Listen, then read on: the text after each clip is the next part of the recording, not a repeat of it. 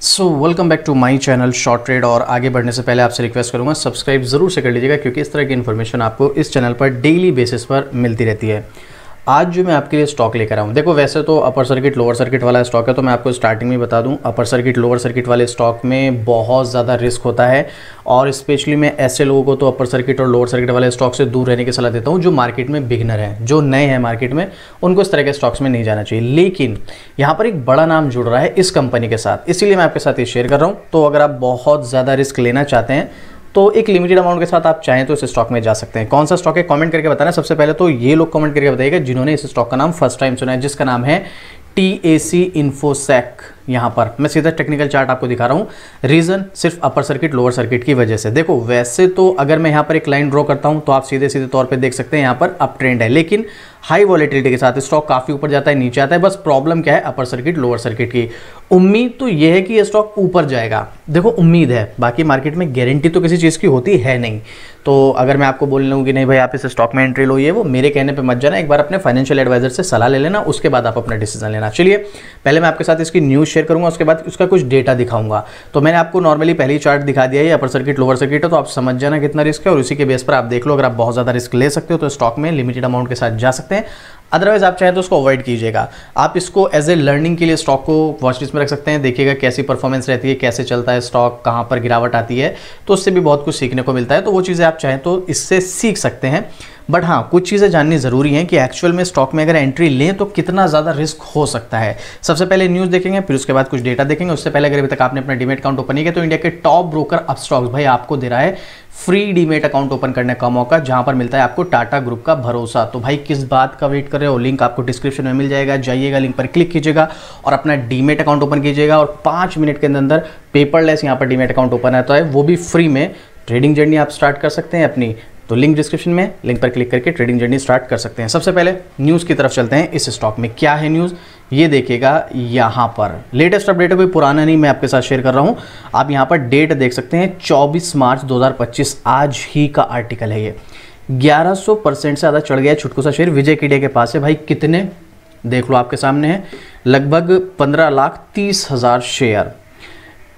कौन सा है, TAC इन्फोसेक की यहाँ पर बात हो रही है, ठीक है, TAC इन्फोसेक। इसके मार्केट कैप की अगर आप बात करोगे तो 1350 करोड़ से भी कम का मार्केट कैप है। उम्मीद है आने वाले टाइम में ये कंपनी स्प्लिट वगैरह भी प्रोवाइड करा सकती है। जिस हिसाब से स्टॉक भाग रहा है तो देखो भाई स्प्लिट मिलना इस स्टॉक में कोई बहुत बड़ी चीज़ है नहीं, मिल जाएगा, उम्मीद है पूरी पूरी हमें यहाँ पर। अभी चलिए इसके बारे में देखते हैं यहाँ पर क्या है मैटर।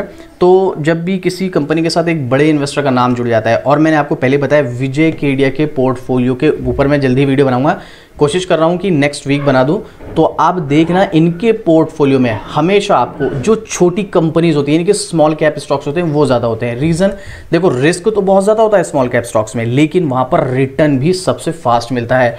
और उसी के अकॉर्डिंग अगर आप देखोगे विजय केडिया के, अगर आप पोर्टफोलियो के अमाउंट की बात करेंगे या इनकी नेटवर्थ की बात करेंगे, बहुत तेज़ी से ग्रो कर रही है। किस लिए? क्योंकि ये स्मॉल कैप में इन्वेस्ट करते हैं। बट स्मॉल कैप में बहुत सारे स्टॉक्स ऐसे भी होते हैं जो बर्बाद कर सकते हैं, तो रिसर्च ज़रूरी है। और ये भी एक स्मॉल कैप का स्टॉक है, मैं आपको मार्केट कैप इसका पहले दिखा चुका हूँ, 1350 करोड़ से भी कम का है, तो रिस्क बहुत ज़्यादा है। बट हाँ, यहाँ पर विजय केडिया ने इस कंपनी में पैसा लगाया, तो देखो कुछ ना कुछ तो कंपनी में होगा।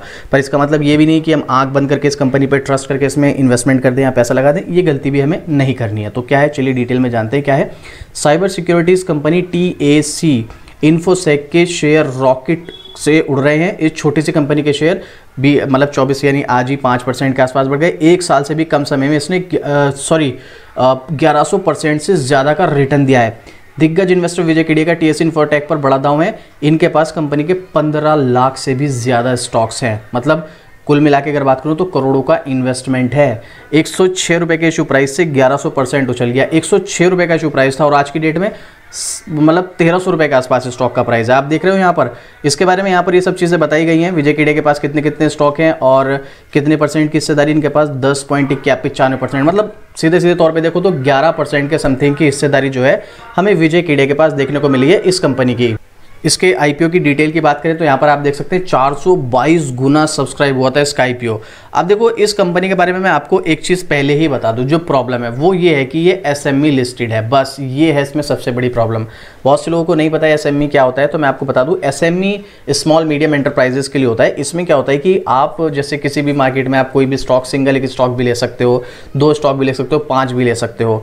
तो यहाँ पर प्रॉब्लम ये होती है कि आप 1 या 2 या 5 स्टॉक नहीं ले सकते। यहाँ पर आपको एक लॉट फिक्स की जाती है, वो लॉट लेनी पड़ती है। वो लॉट का प्राइस 1 लाख रुपए भी हो सकता है, 1.5 लाख भी हो सकता है, 1.25 लाख भी हो सकता है, 2 लाख भी हो सकता है।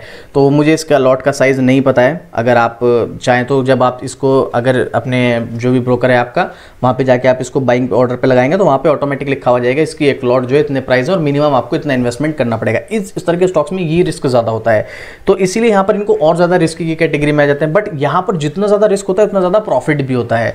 तो अगर आप का अमाउंट 10 लाख 20 लाख का इन्वेस्टमेंट अमाउंट है टोटल, तो चलो आप फिर भी 1 लॉट 1.25 लाख रुपए की लेके डाल दो। लेकिन अगर आपका टोटल अमाउंट ही 1 लाख 1.5 लाख का है तो भाई फिर आपको इस स्टॉक में नहीं जाना है, बिल्कुल सीधी बात है ना।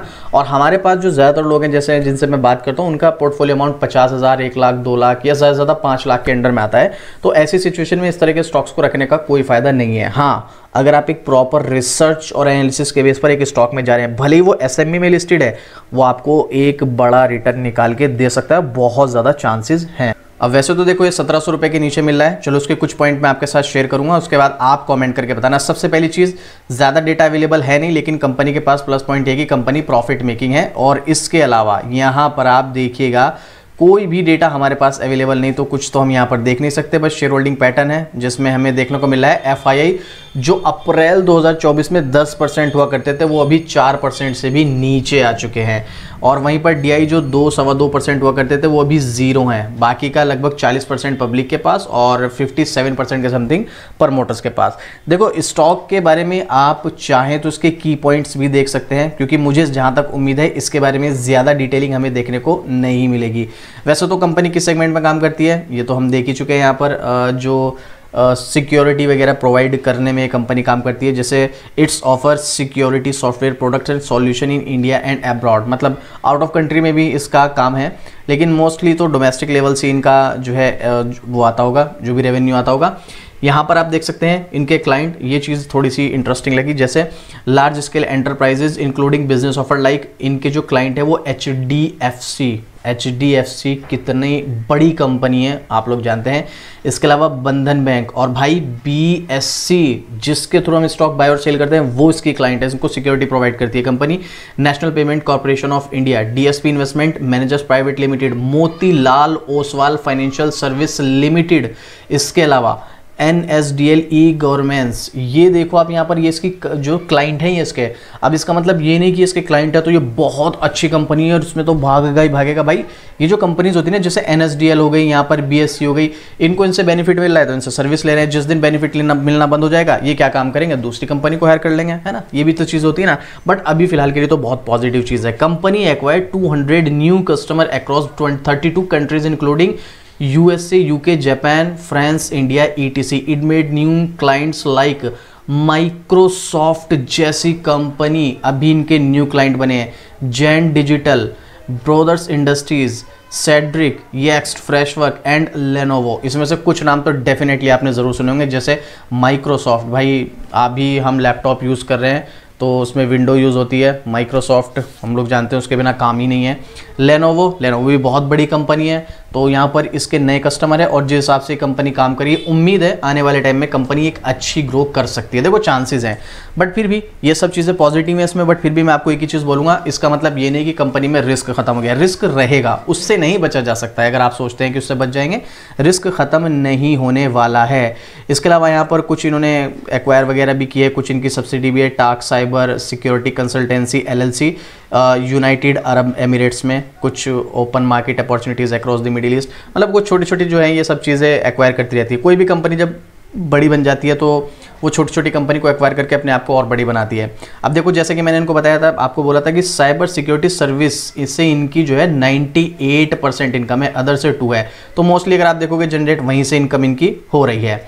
इसके अलावा यहाँ पर इसने कुछ बोनस वगैरह का इशू का भी बताया गया है 11 जनवरी 2024 को। अब मेरे पास तो स्टॉक था नहीं तो मुझे तो ज़्यादा डिटेल इसकी पता नहीं, अगर किसी के पास स्टॉक है तो कमेंट करके बताना। बाकी इसके बारे में डिटेलिंग आप और भी चाहते हैं तो इसकी वेबसाइट वगैरह पे विजिट करके इसके बारे में जानकारी प्राप्त कर सकते हैं। और यहाँ पर हम देख रहे हैं बहुत ज़्यादा डेटा अवेलेबल है नहीं, जैसे कि बैलेंस शीट का तो लेटेस्ट डेटा भी अवेलेबल नहीं, ये अगर अवेलेबल होता तो और ज़्यादा हमें फ़ायदा होता, थोड़ा सा समझने में आसानी होती डिटेलिंग में, बट अभी फ़िलहाल है नहीं। तो रिस्क है, बहुत अच्छी कंपनी अभी हमें नज़र आ रही है, इसके क्लाइंट भी बहुत बड़े बड़े लेवल के हैं, लेकिन फिर भी इसमें रिस्क ख़त्म नहीं होता है। अगर आपके पास बहुत बड़ा अमाउंट है तो आप जाइएगा इस स्टॉक में, अदरवाइज मेरा तो पर्सनल ओपिनियन है इन सब चक्करों में ना ही पड़े तो ज़्यादा बेटर है। आप देखो एसएमई के आजकल आईपीओ बहुत ज़्यादा आ रहे हैं, तो एसएमई में हर कोई इन्वेस्टमेंट नहीं कर पाता है, ये थोड़ी सी प्रॉब्लम है। तो हम एक नई सीरीज स्टार्ट करेंगे जहाँ पर हम बीएसई और एनएसई पर लिस्टेड सिंगल स्टॉक में भी अगर हम इन्वेस्ट कर सकें, इस तरह के स्टॉक्स में आपके लिए लेकर आऊँगा। तो वहाँ पर हम जल्दी स्टार्ट करने वाले हैं और यहाँ पर हम अपनी मेंबरशिप भी स्टार्ट करेंगे जहाँ पर आपको स्टॉक्स वगैरह प्रोवाइड करेंगे। अब ये स्टॉक के बारे में आपका क्या ओपिनियन है? विजय केडिया को देखकर बहुत सारे लोग यहाँ पर स्टॉक में एंट्री लेना चाह रहे होंगे, लेकिन भाई एसएमई है, क्या कर सकते हैं? अगर है हिसाब तो कर जाइएगा, रिस्क देख लेना, बहुत ज़्यादा रहने वाला है। बाकी ये मेरा पर्सनल ओपिनियन, हो सकता है मैं यहाँ पर गलत हूँ, तो आपको अपने फाइनेंशियल एडवाइजर से सलाह जरूर लेनी है स्टॉक में एंट्री या एग्जिट करने से पहले। आपको क्या लगता है कमेंट करके बताना, और इस तरह की डेली अपडेट शॉर्ट ट्रेड पर मिलती है तो सब्सक्राइब भी कर लेना। तो चलिए मिलते हैं फिर से इसी तरीके एक और ज़बरदस्त जानकारी के साथ। जय हिंद।